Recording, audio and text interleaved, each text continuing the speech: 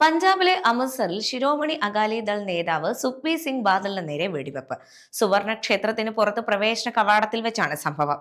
ബാദൽ വെടിയേൽക്കാതെ തലനാരിഴയ്ക്കാണ് രക്ഷപ്പെട്ടത്. 2 തവണയാണ് സുഖ്ബീർ സിംഗ് ബാദലിന് നേരെ വെടിയുതിർത്തത്.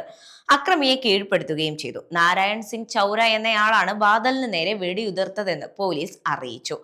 ആക്രമണം നടത്തിയ നാരായൺ സിംഗിന് ഖാലിസ്ഥാൻ ബന്ധമുണ്ടെന്നാണ് പോലീസ് നൽകുന്ന സൂചന.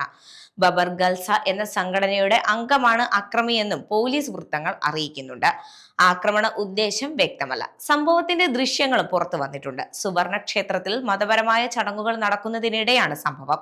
സുഖ്ബീർ സിംഗിന്റെ സമീപത്ത് നിന്നാണ് വെടിവെപ്പ് ഉണ്ടായിരിക്കുന്നത്. സുവർണ ക്ഷേത്രത്തിന്റെ പ്രവേശന കവാടത്തിനരികിൽ സേവാദാർ യൂണിഫോം ധരിച്ചു വീൽചെയറിൽ ഇരിക്കുകയായിരുന്ന സുഖ്ബീർ സിംഗിന് നേരെ പെട്ടെന്ന് വെടിയുതിർക്കുകയായിരുന്നു. എന്നാൽ അക്രമിയെ ഒപ്പമുണ്ടായിരുന്ന സുഖ്ബീർ സിംഗിന്റെ ആൾക്കാർ തന്നെ കീഴ്പ്പെടുത്തുകയായിരുന്നു. പ്രവേശന കവാടത്തിന്റെ ചുവരിലാണ് വെടിയുണ്ടകൾ ചെന്ന് പതിച്ചതെന്നും ആർക്കും അപകടം ഉണ്ടായിട്ടില്ലെന്നും പോലീസ് പറഞ്ഞു.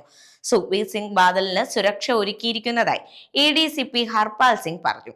അക്രമിയായ നാരായൺ സിംഗ് ചൗര ഇന്നലെ മുതൽ ഇവിടെയുണ്ട്. രാവിലെ ഗുരുവിനെ അനുസ്മരിച്ചുവെന്നും അദ്ദേഹം പറയുന്നു. അതേസമയം ആക്രമണത്തിന് പിന്നിൽ ഗൂഢാലോചന ഉണ്ടെന്ന് അകാലിദൾ നേതാവ് ദൽജിത് സിംഗ് ചീമ ആരോപിക്കുന്നു. ബാദലിന്റെ ജീവൻ രക്ഷപ്പെട്ടതിൽ ദൈവത്തോട് നന്ദിയും പറയുന്നു. മുഖ്യമന്ത്രി ഭഗവത് സിംഗ് മാൻ എന്താണ് സംസ്ഥാനത്ത് നടപ്പിലാക്കുന്നതെന്നും അദ്ദേഹം ചോദിച്ചു.